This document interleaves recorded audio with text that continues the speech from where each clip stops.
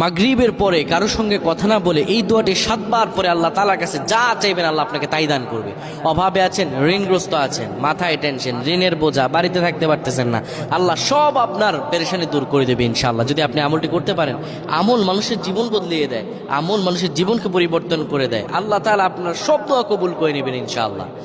মাগরিব নামাজের পরে কিবলামুখী হয়ে থাকবেন, কারো সঙ্গে কথা বলবেন না, কারো সঙ্গে কথা না বলে কিবলামুখী হয়ে আপনি পড়বেন আল্লাহুম্মা আজরিনা মিনান নার, আল্লাহুম্মা আজরিনা মিনান নার, আল্লাহুম্মা আজরিনা মিনান নার।